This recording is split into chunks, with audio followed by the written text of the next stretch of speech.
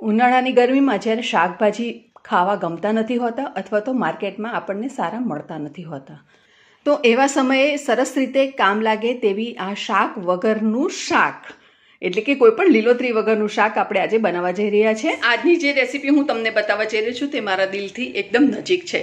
આ મારું પોતાનું ક્રિએશન છે. વિડીયોને છેલ્લે સુધી જોજો, ચોક્કસ ઇન્ટરેસ્ટિંગ બનશે અને ખૂબ જ મજાની રેસીપી બનશે. તો ચાલો જોઈ લઈએ કેવી રીતે બને છે.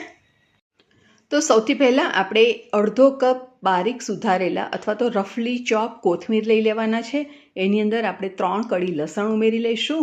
2 લીલા મરચાં લીધા છે, એને આ રીતે આપણે કટ કરીને લઈ લઈશું. 2 ટેબલસ્પૂન બારીક સુધારીને રાખેલા આપણે કાંદા લઈ લઈશું. ત્યારબાદ આપણે 1 ટીસ્પૂન જેટલું આદું ઉમેરી લઈશું અને એની અંદર સ્વાદ પ્રમાણે મીઠું અથવા તો 5 ચમચી જેટલું મીઠું, અને એ પણ મેં અહીંયા આખું એટલે કે રોક સોલ્ટ કહે તે મેં લીધું છે અહીંયા. અને હવે આપણે 5 ચમચી જેટલું જીરું ઉમેરી લઈશું અને એની સરસ મજાની વાટીને પેસ્ટ બનાવી દઈશું. જો તમારી પાસે આવો ખલદસ્તો ન હોય તો તમારે આ પ્રોસેસ ચોપરની અંદર કરવો, પણ મિક્સીની અંદર બારીક પેસ્ટ નથી બનાવવાની. આ રીતે આપણને દરદરી પેસ્ટ જ જોઈએ છે અને આ રીતની આપણને પેસ્ટ બનાવીને તૈયાર કરી લેવાની છે. આ પેસ્ટને આપણે એક બોલની અંદર ટ્રાન્સફર કરી લઈશું અને આની અંદર આપણે 5 કપ જેટલું પાણી ઉમેરી લઈશું અને સરસ રીતે રિન્સ કરી અને બધો મસાલો લઈ લઈશું. અહીંયા મારી પાસે છે અડધો કપ જેટલું બટાકાવાળાનું ખીરું એટલે કે બેસનનું ખીરું, જેની અંદર ફક્ત મેં મીઠું ઉમેરેલું છે. હવે આપણે એની અંદર બીજા મસાલા કરીશું. ઘણીવાર આપણી પાસે આ રીતનું બેટર બચી જતું હોય છે, ઘણીવાર પૂડા બનાવતા હોય છે તો પૂડાનું પણ થોડું બેટર બચી જતું હોય છે. તો આ રીતે આ શાક હું જે બનાવવા જઈ રહી છું એ રીતે તમે એનો ઉપયોગ કરી શકો છો. આ બેટરની અંદર ફક્ત મીઠું જ મેં અહીંયા ઉમેરેલું છે. તો હવે આપણે બીજા થોડા વેજીટેબલ્સ હોય તો આપણે એની અંદર ઉમેરી શકીએ છીએ, નહીં તો એને સ્કીપ પણ કરી શકીએ છીએ. તો અહીંયા મેં 2 ટેબલસ્પૂન બારીક સુધારેલા ટામેટાં, 5 ચમચી જેટલા લીલા મરચાં અને 5 ચમચી આદુની પેસ્ટ અને થોડા કોથમીર એટલે કે લગભગ 1 ટીસ્પૂન જેટલા કોથમીર બારીક સુધારીને અંદર ઉમેરી લેવાના છે અને બધું સરસ રીતે મિક્સ કરી લેવાનું છે. તમારી પાસે જો ટામેટાં કાંદા પણ અવેલેબલ ન હોય તો તમે એ પણ સ્કીપ કરી શકો છો અને કાંદા ટામેટાં વગર પણ તમે બનાવી શકો છો. પણ બધું સરસ રીતે આ મિક્સ થઈ જાય એટલે આપણે આ બેટરને મૂકી દઈશું સાઈડ પર. અને જો સિઝનમાં તમારી પાસે લીલા કાંદા કે લીલું લસણ હોય તો તે તમે ઉમેરીને બનાવો તો બહુ જ મજા પડશે આ શાક ખાવાની. સ્વાદ પ્રમાણે થોડું મીઠું અંદર ઉમેરી લઈશું એટલે કે ફક્ત ટામેટાના ભાગનું, કેમ કે ઓલરેડી આપણે બેસનના બેટરની અંદર મીઠું અંદર ઉમેરેલું જ હતું. તો હવે આ બેટર આપણું બનીને તૈયાર થઈ ગયું છે. હવે એક પેન લઈશું, એની અંદર આપણે 2 થી 3 ટેબલસ્પૂન જેટલું તેલ લઈ લઈશું. સિંગ તેલનો મેં અહીંયા ઉપયોગ કર્યો છે, તમે એની જગ્યાએ ઘી અથવા બટરનો ઉપયોગ કરીને પણ બનાવી શકો છો. અડધી ચમચી જીરું ઉમેરી લઈશું. જીરું લાલ થાય એટલે આપણે 2 ટેબલસ્પૂન બારીક સુધારેલા કાંદા ઉમેરી લઈશું અને કાંદાને સરસ રીતે સાંતળી લેવાના છે. લગભગ આપણે 2 થી 3 મિનિટ સાંતળીશું જેથી કરીને એનો કલર સરસ આવી જશે અને આ રીતે હલકો ગુલાબી કલર આવે ત્યારબાદ આપણે જે પેસ્ટ વાટીને એટલે કે જે ચટણી વાટીને રાખી છે એની અંદર ઉમેરી લઈશું અને લગભગ 2 મિનિટ માટે એને સરસ રીતે સાંતળી લઈશું.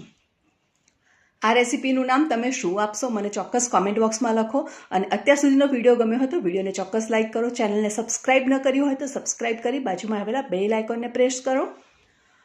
હવે આ રીતે અહીંયા આપણે 2 ચીઝના ક્યુબ છીણીને તૈયાર કરી લેવાના છે. હવે ચીઝ જો તમને ખાવી ન ગમતી હોય તો તમારે 1 બટાકો બાફીને લઈ લેવાનો અને એને મેશ કરી અને એની અંદર ઉમેરી લેવાનું અને બધું સરસ રીતે આપણે મિક્સ કરી લેવાનું છે. ચીઝ ઉમેરવાથી ગ્રેવી થોડી થીક થશે અને જો તમને ચીઝ ખાવી ન ગમે તો તમે ચોક્કસ બટાકા બાફી અને એને અંદર ઉમેરી શકો છો. હવે જે આપણે 5 કપ પાણી રિન્સ કરીને જે લઈ લીધું હતું તેને અંદર ઉમેરી લીધું અને એને સરસ રીતે મિક્સ કરી લેવાનું છે અને ત્યારબાદ ફરીથી બીજું 5 કપ પાણી ઉમેરીશું અને આપણને જોઈએ એ પ્રમાણે કન્સિસ્ટન્સી રહે એ રીતે આપણે પાણી રેડવાનું છે. તો અહીંયા અડધો કપ પાણી રેડ્યું છે અને ગ્રેવી બનાવી પણ મને થોડી પતલી જોઈએ છે એટલા માટે મેં ફરીથી બીજું 5 કપ પાણી ઉમેર્યું એટલે લગભગ 1/4 કપ પાણી અહીંયા ઉમેરી અને મેં ગ્રેવી બનાવી દીધી છે. હવે ગ્રેવીને આપણે ઢાંકી દઈશું અને એને થોડી વાર માટે 2 મિનિટ માટે ઉકળવા દઈશું. આ રીતે ઉભરો આવવાનો ચાલુ થઈ જાય એટલે ફરીથી આપણે ચમચાની મદદથી એને સરસ રીતે મિક્સ કરી લઈશું અને ત્યારબાદ કરીશું આગળનો પ્રોસેસ. ગ્રેવી થોડી પતલી કરીશું તો જ્યારે થોડુંક ઠરશે શાક તો એ થીક થઈ જશે, કેમ કે આપણે અંદર ચીઝ ઉમેરી છે એટલા માટે થોડી પતલી રાખવી. બેસનના બેટરમાંથી આપણે આ રીતે એક ચમચી લઈ અને આ રીતે આપણે ખીરુંને પાથરવાનું છે. અને જો તમને એક ચમચી આ રીતે ન રેડવી હોય તો વચ્ચે મિડલ પોર્શનમાં બધું જ ખીરું તમારે એકસાથે રેડી દેવાનું છે. અને જો તમને આ રીતે પણ ન કરવું હોય તો નાના નાના પુડલા જેવું બનાવી અને ત્યાર પછી પણ તમે એની અંદર ઉમેરી શકો છો. પણ આ ડાયરેક્ટ પ્રોસેસ સરસ રીતે થઈ જાય છે અને આપણું કામ ઇઝી પણ બની જશે. તો આ રીતે આપણે બધા જ બેસનના બેટરમાંથી નાના નાના પુડલા જેવું એટલે કે ટિક્કી જેવું આપણે એને મૂકી દેવાનું છે. હવે મેં તમને કીધું તેમ તમારે મને આનું નામ સજેસ્ટ કરવાનું છે.